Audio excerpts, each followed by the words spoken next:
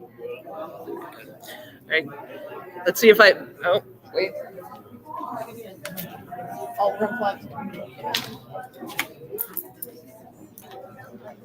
Helps if we plug in the microphone. So, good evening. Now you're getting trained. Let's try that one more time. Good evening. That was a little less enthusiastic than the first one, so we'll try it one more time. Good evening. Yeah, that's what I like to hear. Okay, welcome to the 6th program of the 2023 Great Stone Viaduct Winter Lecture Series. As always, I don't know why I'm dragging on my words tonight, but as always, we're happy to see you all here tonight. Welcome, everyone. We only have 2 more programs left in this series, which is unfortunate. It's sad.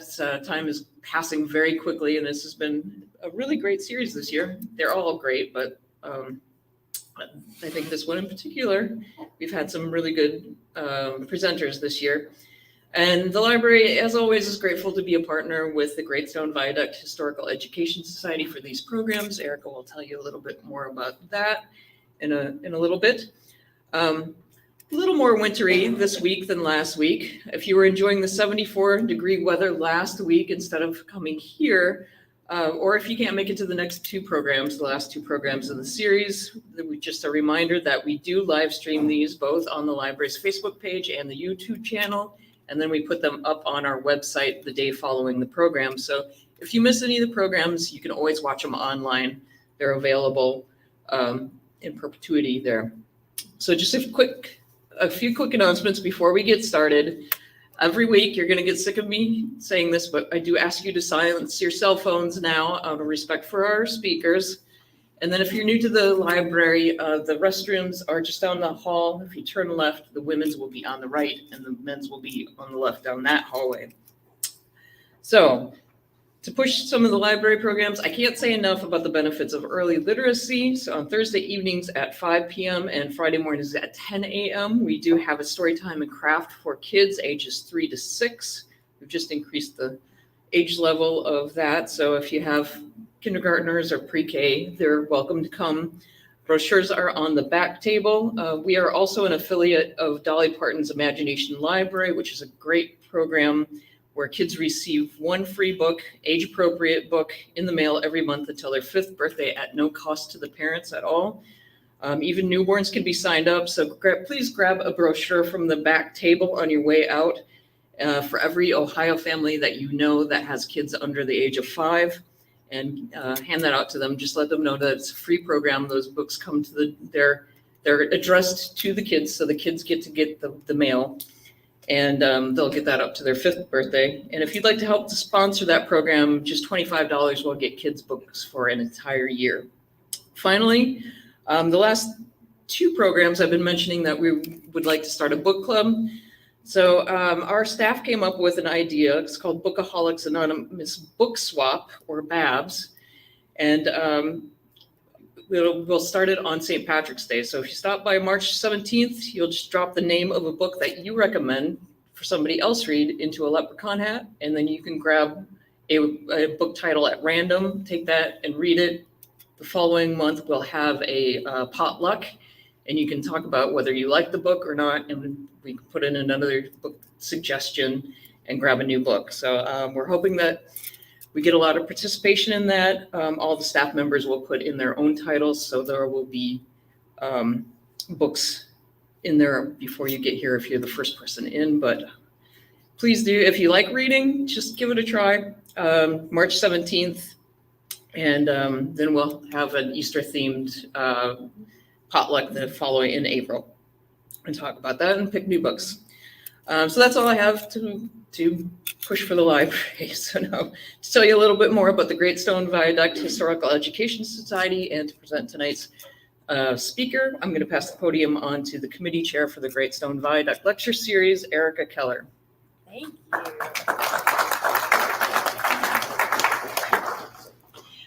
Thank you everyone for coming out tonight. I can't believe that this is our 6th lecture. It went really quickly this year. So as always, just thank you all so much for coming, and thank you for being interested in our lecture series.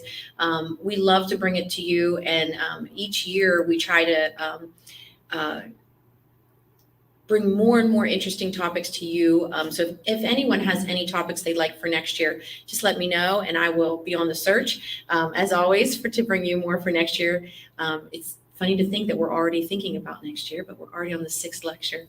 So as always, guys, we do have a collaboration with the library. We are the Great Stone Viaduct Society. You probably know us for, most importantly right now, our walking trail, but we do love to have new members. We have a lot of our members here as always, and we have a lot of information on our back table if you ever want to grab some and learn more about our society and possibly become a member. And as always, it comes with a free calendar. Great deal. We also have some lovely merchandise on the back table also if you'd like to check that out tonight too. So did everyone receive a door prize ticket, a blue door prize ticket? If you didn't, we can get those for you. Anyone need a door prize ticket? All good? Okay. Well, again, I want to thank everyone for coming out tonight, and I'm very excited to introduce our speaker this evening, Mr. Taylor Abbott.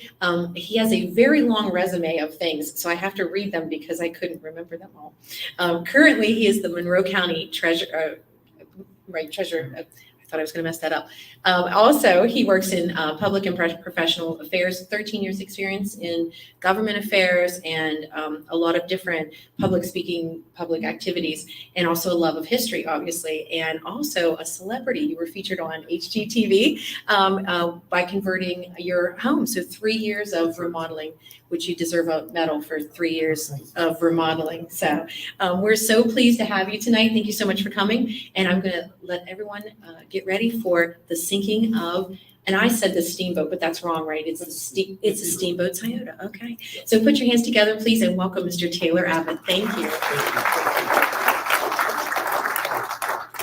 Thank you, everybody, for coming, and thank you, Erica, for the invite. I've given this presentation before. I think Mr. Frizzy was one of my previous audience members, but this historic event has ties to my family. My great-grandfather's side of the family, as a matter of fact, they owned this riverboat, and it was his great uncle that was actually the captain on the night of this sinking. So it was one of those untold stories that at the time it was big news, but after the Titanic and other disasters, this one quickly fell behind, and really people lost the connection to it. But it's still nonetheless a very important story because it does bear into today's rules and regulations, not just on the river, but in safety. So with that, I'll begin.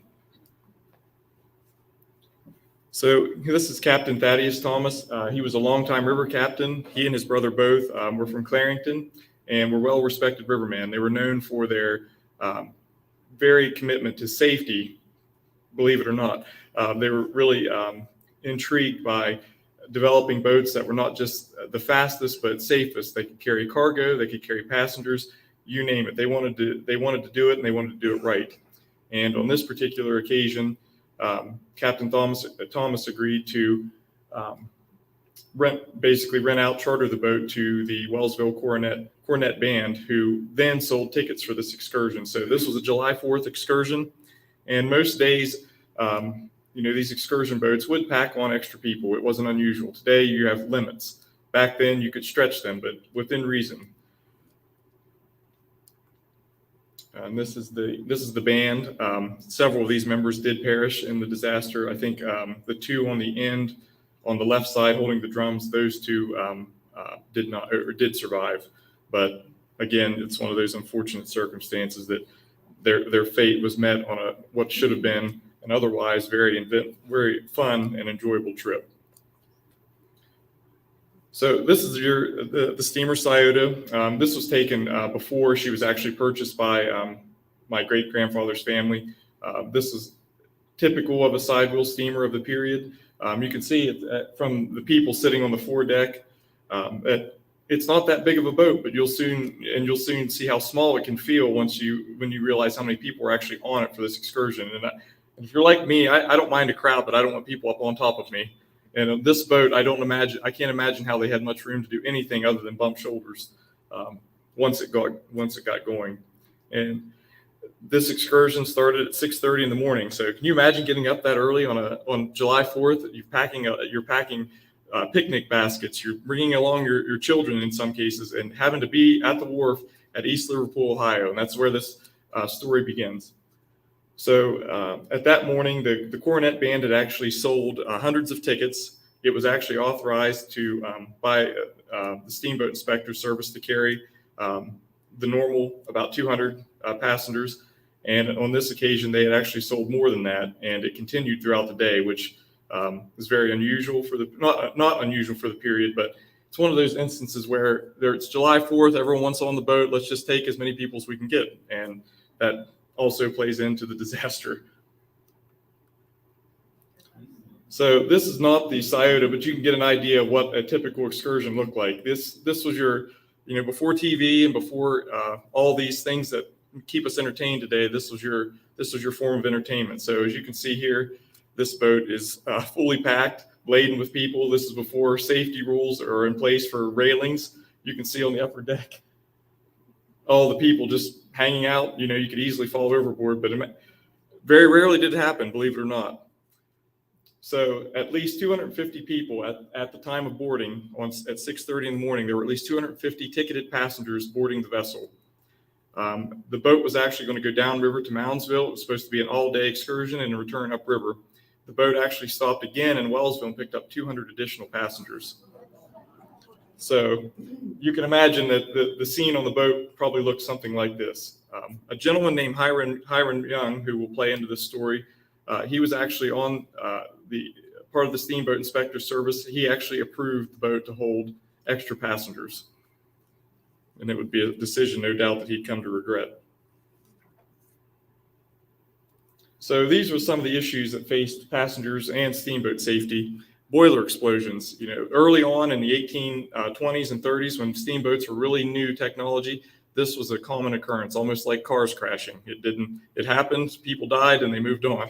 But you can read about it in a lot of cases. So boiler explosions were a result of lack of oversight, regulations, and this all started to come about by regular inspections by the steamboat boilers inspectors. And that was a federally done program. Collisions, back then there wasn't anything, there was no radar, none of what we have today, no GPS. So you really had to learn the rules of the river, and it was confusing at the time because they did change, and it would lead to these collisions often. Licensed crew, that's a no-brainer. But early days, back then you could get on these boats and just start out as a deckhand and work your way up. There was really that was your training. But this was something that began to happen after early days of the steamboat period. The federal government and Congress finally give authority to the pilot to issue pilot and engineer's license to ensure that the crew were qualified. And of course, lifeboats and life jackets. Rarely were they ever out of sight of land. So, most cruise ships, you get on there, you see that there's life jackets, there's lifeboats for everybody. Back then, you had skiffs, a couple, but there was no formal life belts or lifeboats. There were no formal boat drills or anything like that. If you went into the water, you swam to the shore. It was just common sense.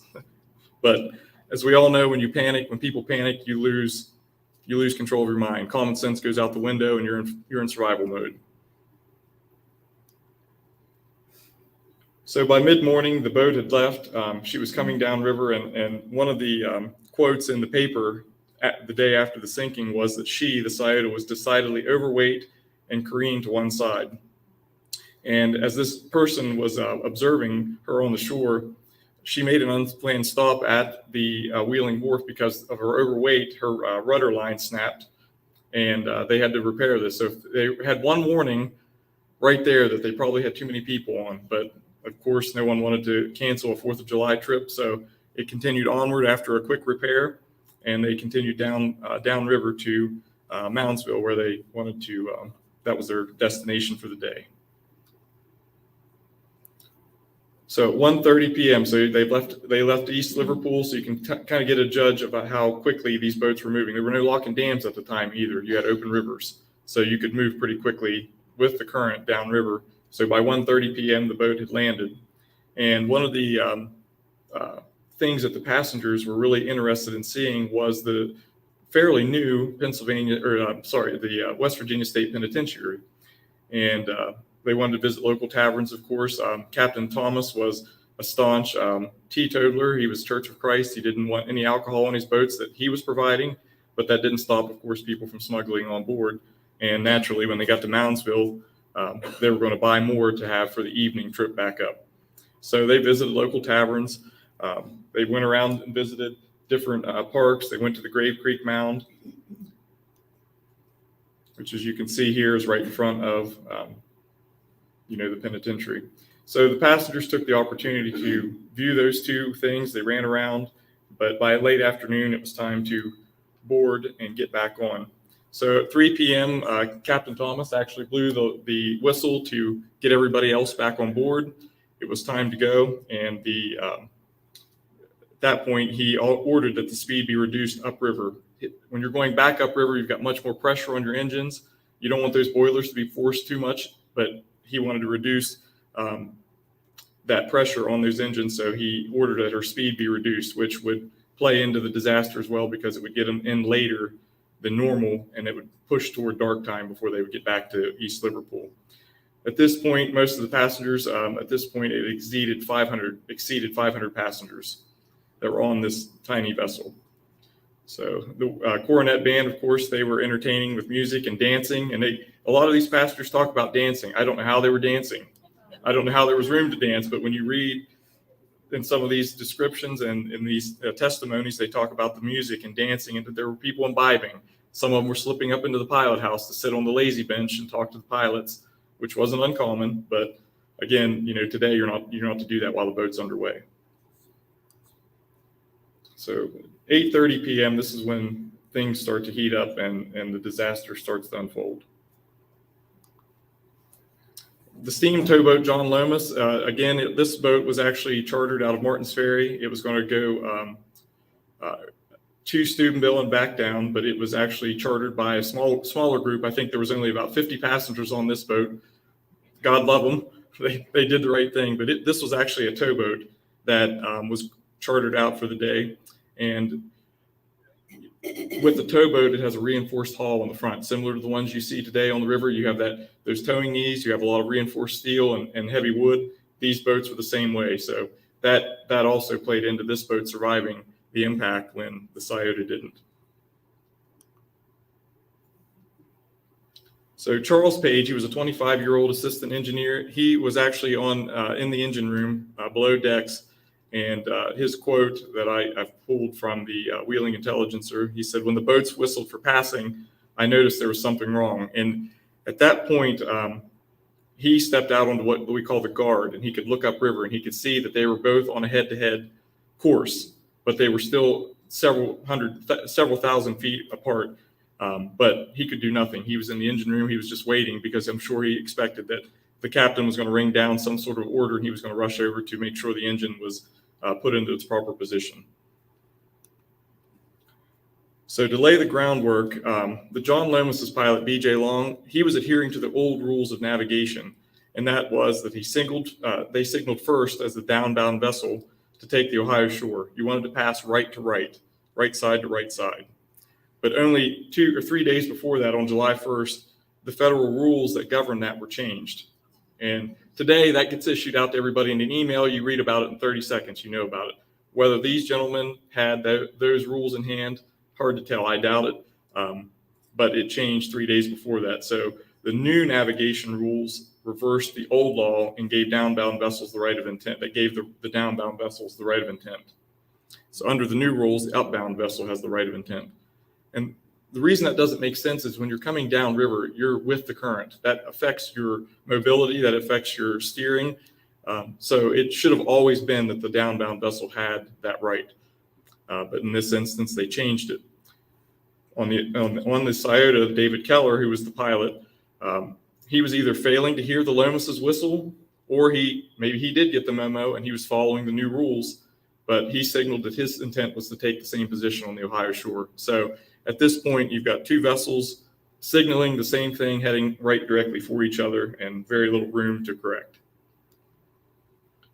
So apologize. This is somewhat, I couldn't make a map, so I used Google Earth, and then I inserted Mingo Island to the best of my ability to kind of give an idea of where things look.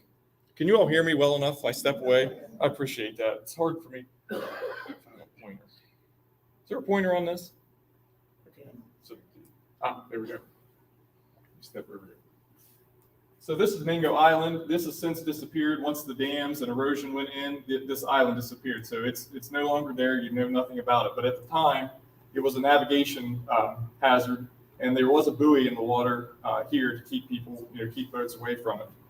So the Lomas is downbound, hugging the Ohio shore because it's keeping away from the foot of the island. And the Scioto had just made its bend around this turn here and wanted to go navigating between the two, the middle buoy and the lower buoy.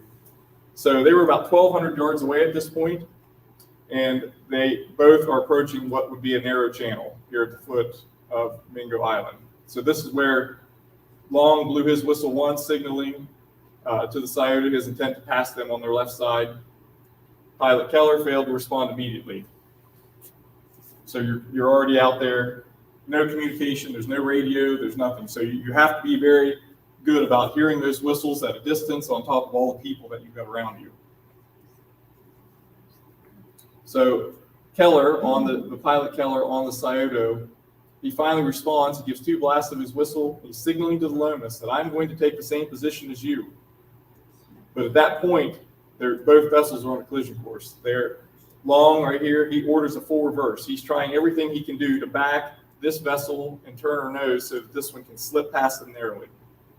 The Scioto's got a full head of steam. They're moving right along, even at the reduced pressure that they have on the engines. This boat is still moving very rapidly against the current, and this one, even while backing, is coming down with the current. So they're dead set at this point. They're going to collide. There's nothing they can do.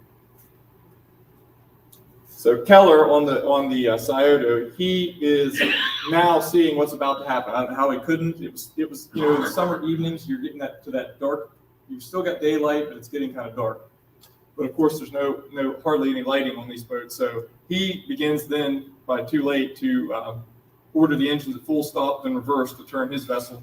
It's too late at that point. The Lomas, with that reinforced towboat bow, slams right into the Scioto and kills several passengers instantly that are crowded down there on the lower deck. It's too little, too late at that point. Everything begins to break loose. So about 200 feet, and that doesn't sound like much, but when you're in the Ohio River and it's getting dark, and you have a river that's free flowing at that point, you have a strong current. Even in the summertime, you have a lower river, but at this point, the river's at normal stage with a natural current. So you've now got people scrambling to get to the upper decks, and those that are going into the water are finding themselves in a current that's dragging them. When the boat finally settles, within 3 minutes, 15 feet of water, that's what the depth was, but that was enough to bury her high up into the cabins where most of your passengers were. So many of these, honestly, if you look back, if all these people had to do was get to the upper decks, they didn't need to jump into the water. But in the panic, with the boats slammed into each other, hundreds went into the river. There was nothing you could do at that point. It was every person for himself. Here Charles Page, this is another testimony that he gave. He says, I, looking around as I swam, saw a sight that fairly took the life out of me. The water was black with struggling humanity, and the expression of the faces was the most terrible that you can imagine. Men, women, and children were crying out piteously for help, and some of the screams were so unnerved me that I could scarcely swim.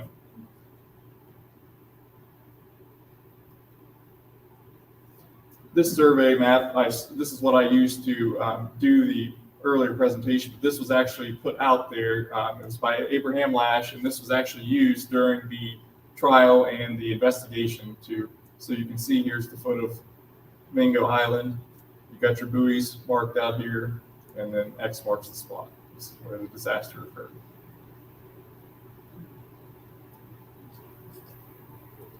So, like I said, within 3 minutes, this boat sank immediately. There was nothing like watertight bulkheads.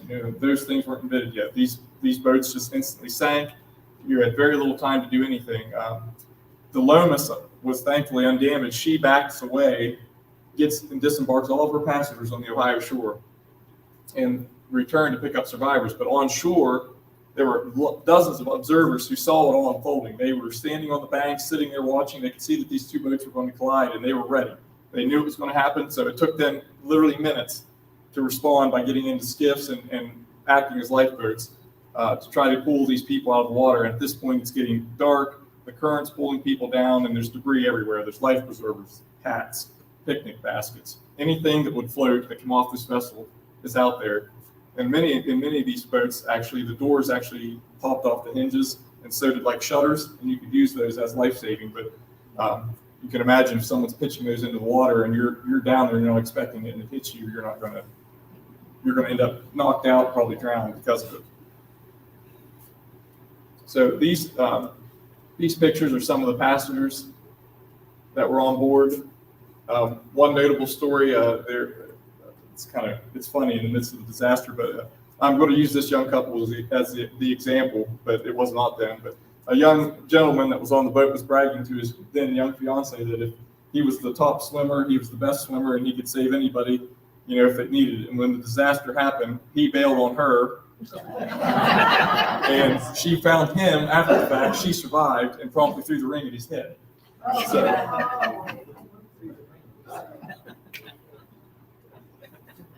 this young lady here, she survived by hanging onto this basket.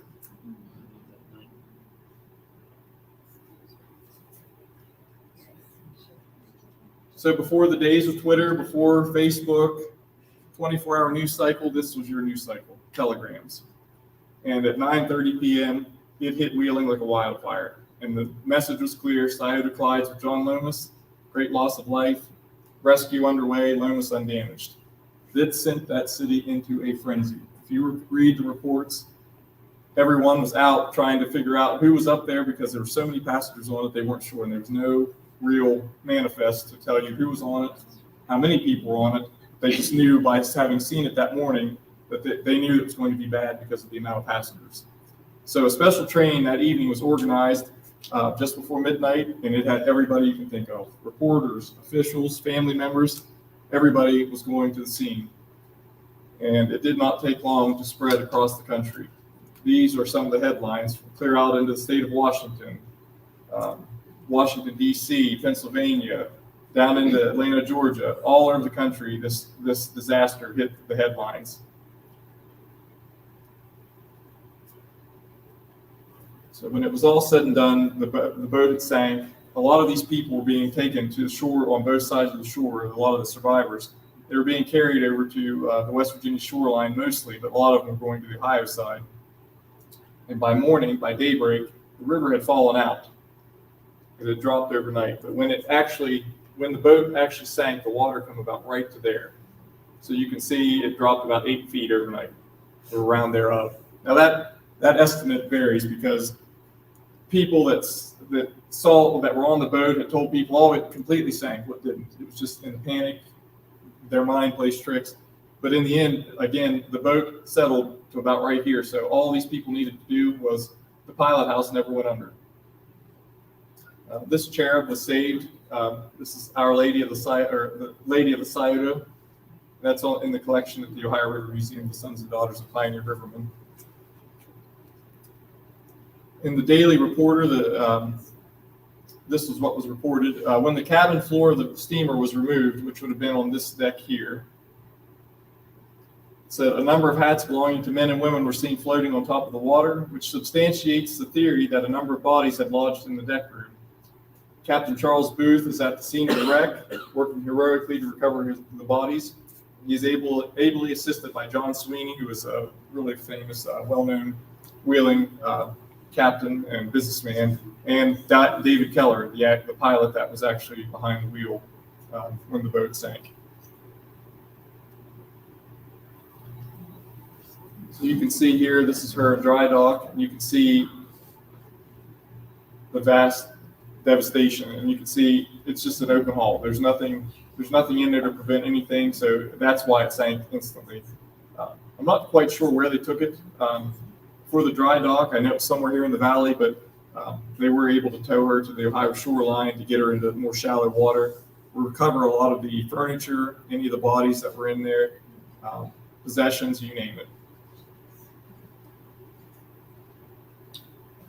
So this is actually a scene of another disaster, but this is similar to what would have been. Just as a reference point, a small yacht had capsized and 3 people had drowned, and this created quite a scene, as you can see in Wheeling. But I can again, I'm using this as a reference, but this is probably what the Wheeling Wharf looked like, and you can see the suspension bridge on the morning after. When bodies started to drift down to the Wheeling Wharf and Wheeling Island, all the way up and down the river, bodies were being discovered. And one was that of an 18-year-old boy. He had made it all the way to Meigs County. His body was found 4 days after the sinking. So can you imagine the river current pulling from Mingo Junction all the way to basically Gallipolis, Ohio, and below?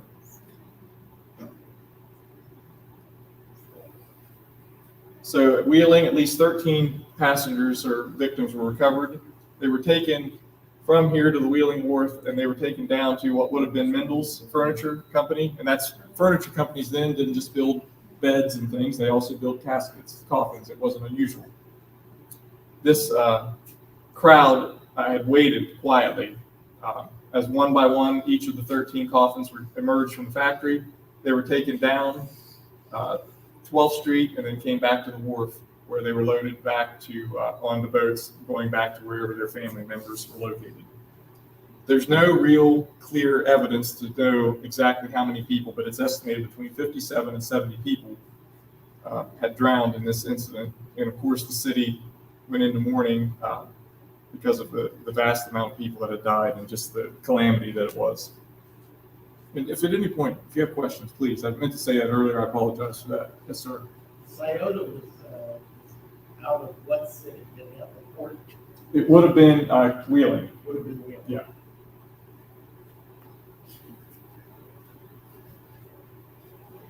So Captain Thad Thomas, this is actually his vessel, the Telegram, and it here, you know, this is after the sinking of the Scioto, but I'm using this as reference that this boat was involved twice in 2 very sad incidences, and they were there when that boat and its crew were there when the yacht had sank at Wheeling, and then they carried him home. He was in the pilot house at the time of the disaster, but he was not behind the wheel. He climbed out actually on the guard of the boat, which was a deck below. He heard the whistles. He knew that something was up, so he climbed up over the railing, up into the pilot house to try to tell the pilot, David Keller, what needed to be done, but it was too late. But he survived with basically not even going into the water. But what had happened was his younger son was in the engine room, and he was one of the people that perished.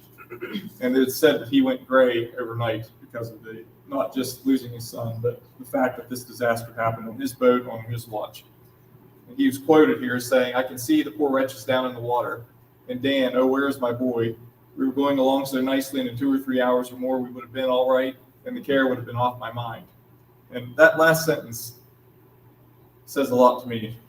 That tells me he knew they had too many people on there. But how many times have we all said it'll never happen to me? And usually it does, you know. So he's crazed with grief. He gets on his steamer Telegram at the Wheeling waterfront. He locks himself in his room, and he's transported back to his home in Clarington and forbade any visitors from coming to him.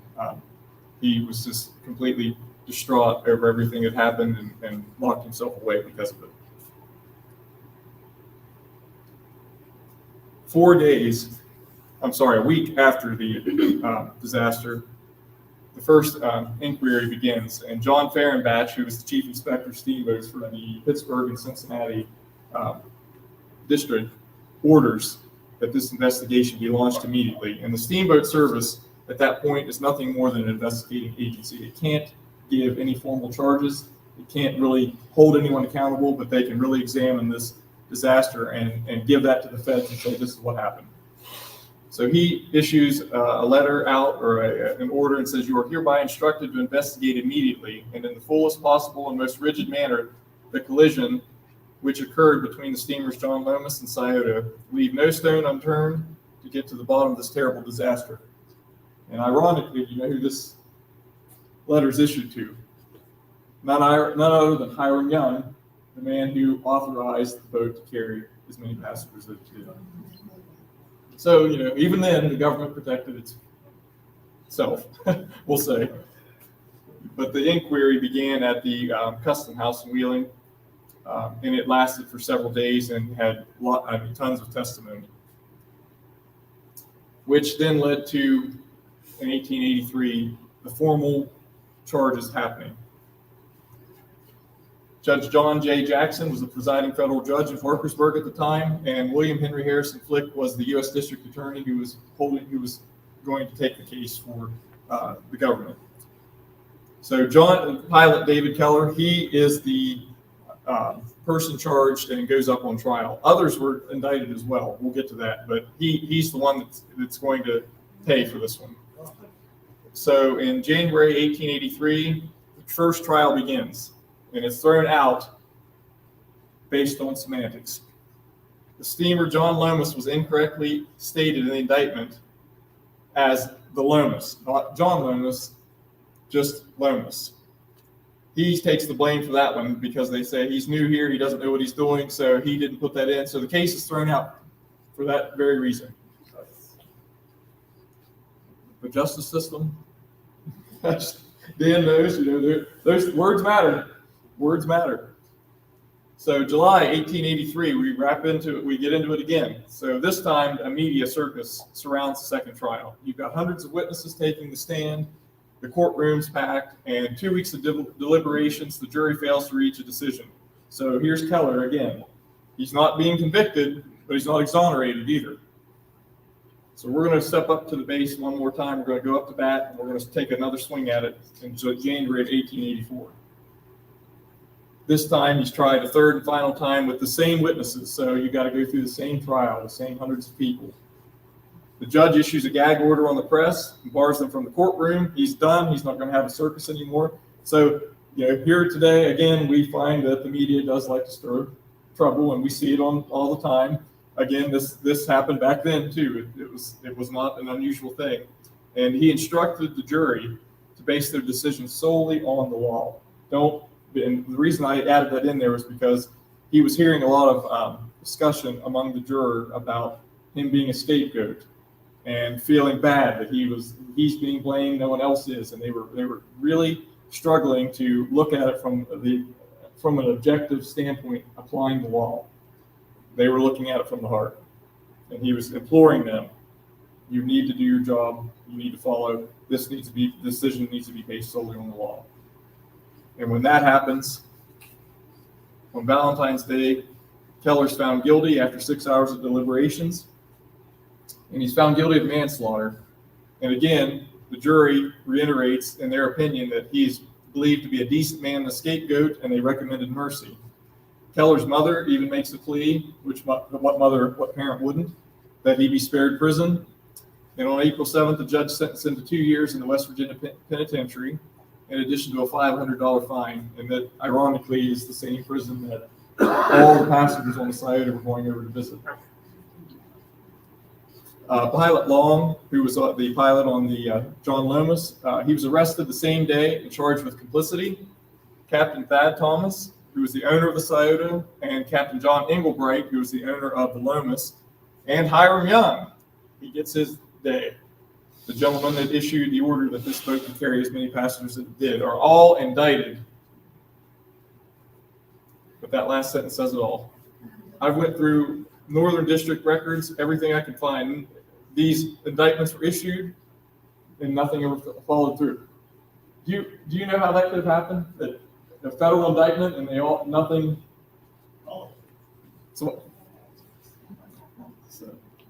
So there, Keller at the end of the day is the only one that's ever brought to trial for the deaths of 57 to 70 people. Everybody else walks free.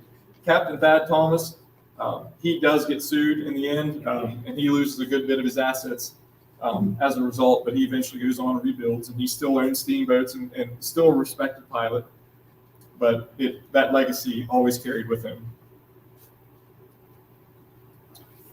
In 1885, so Keller, he basically serves a year in prison. Grover Cleveland, as president at the time, he's approached by dozens of pilots and river captains, imploring the federal government all the way up to the president that he's been scapegoated. This was, this is a tragic error. The laws were confusing. He was doing his job. He wasn't drunk. There were accusations that he was drunk, that he had women in the pilot house. There is no doubt there were drunk passengers on board. Whether there were people going in and out of the pilot house causing a distraction to the extent that you wouldn't see an oncoming steamboat, I'll leave that up to you to decide. But he thinks he takes their word for it and finally issues Keller a pardon. He goes back to the river and works quietly in his own corner, and you never hear from him again. There's really hardly any records out there that exist about him. I've really tried to do a deep dive to see what his life was like after all that, but he did go back to the river. So what happened after the disaster? The laws were codified, and navigation rules were reversed to the old law after the Scioto disaster, giving the right of intent to downbound vessels. So in the end, they go right back to the law as it should be. The downbound vessel should have the right to whistle and tell the upcoming vessel where they're going to position themselves on the river. More training, safety, it's a given. These pilots are going to ensure that no one's going to be in the pilot house causing distractions. We don't want anybody to be in the pilot house behind the wheel if they're not experienced enough. And back then, if you wanted to be a pilot, if you wanted to be a captain, you didn't train on a simulator, you learned on the boat. But one of the things they made you do was, if you were going to get licensed for a section of the river, you had to draw every inch of that area on the river and remember every sandbar, every bridge, anything it crossed, any log in the water or anything that was dedicated on a map that you knew was there. You had to draw that all from memory before you get issued your license. And that continued even into the 20th century. Only recently did they stop doing that, and now you're trained to do simulators and other certifications. Most importantly, limits on safety, passenger limits, safety procedures, additional life-saving equipment, all that began to be added on the river, but they remain comparatively weak. And as I was telling you, this disaster happened 30 years before the Titanic disaster. And when the Titanic disaster happened, they built on every one of these laws. That was a result of this disaster. It all came to be, and when the Titanic sank, as you all know, it's the most famous shipwreck in history. Anything that happened before it, you really know nothing about. But this was the Titanic disaster of the Victorian period. Nothing like that had really happened in such an eventful way on a holiday, on America's holiday. And it stayed in the minds of many people for years and years to come. But as soon as the Titanic happened, everything went out the window, and now that was the standard bearer for a maritime disaster. So, any questions? If that's it. If you just slide you want to get back to, just let me know. Did they repair the Scioto? Yeah, she was repaired. She went on. Actually, she had a couple more years after that, and I think it burned. Actually, caught fire and burned. But yeah, they usually, when that happened, they renamed it. I think it was renamed the Regular. But if a boat like that happened and it did, that black cloud hung over it. So as soon as passengers saw that boat was advertised in the newspaper, a lot of people said, "Now am I going on that?" That's just, yes, sir. I know that fire was always a danger on the sea. Yes. But did they have lights? The old railroad boats would have kerosene lamps that were. Yeah. If you can see in these pictures. I'll just use this boat. Usually you had lanterns hanging up here on green and red on your smokestacks, on your high points.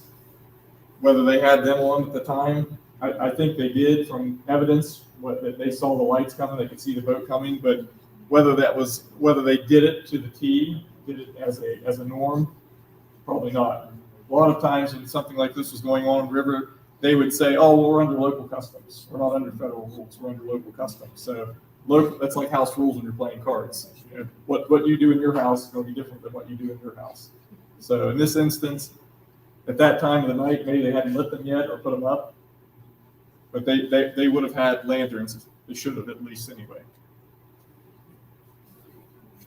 Yes, ma'am. Was the William Henry Harrison flick could have been related to William Henry Harrison? I've never looked into that, but I'm guessing either yes, he was related, or his parents had a real affinity for the former president. So, but yeah, he was a new fellow there, and really got thrown into the grinder on that first case.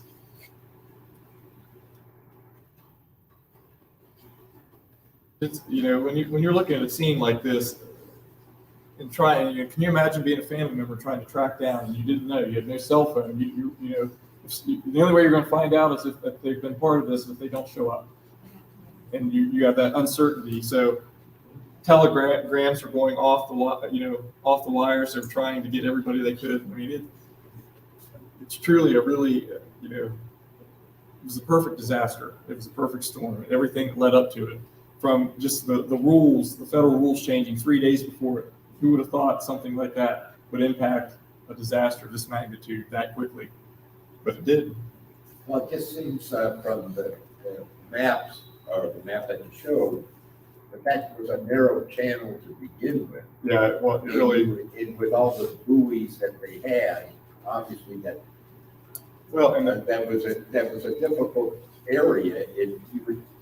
And it was on a just current. in common sense that they maybe one boat would back off to let someone go through that narrower channel. And that was the thing, and that was in some of the testimony that every pilot here had said that when they passed through this narrow area, they had never once encountered a boat coming toward them or near them at any point. And this literally just was the perfect storm.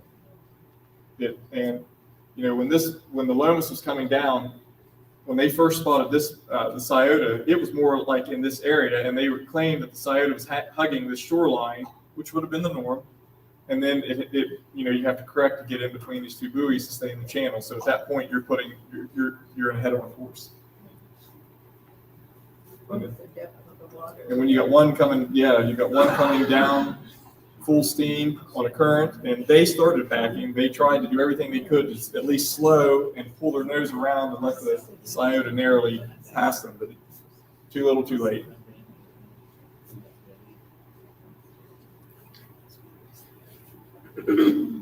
Well, thank you very much.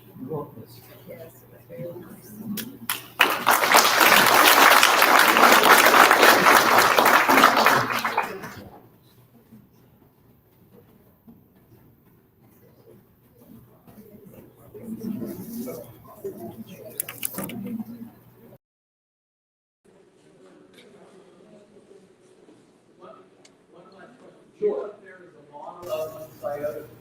Where at?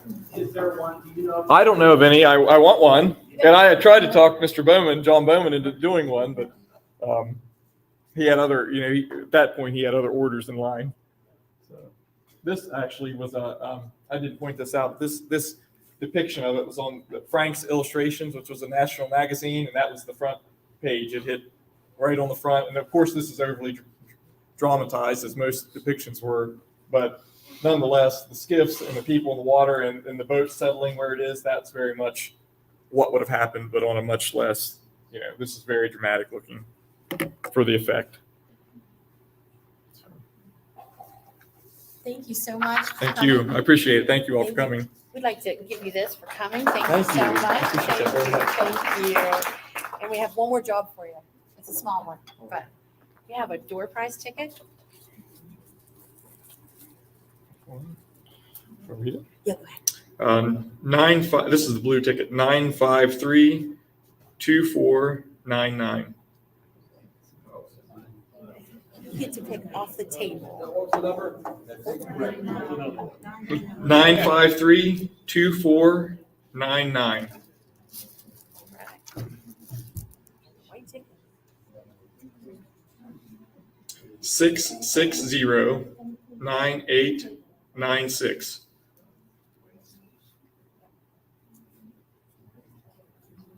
660-9896.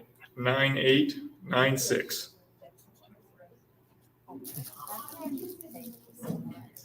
Thank you. Thank you. All right. Could we have one more round of applause for our speaker?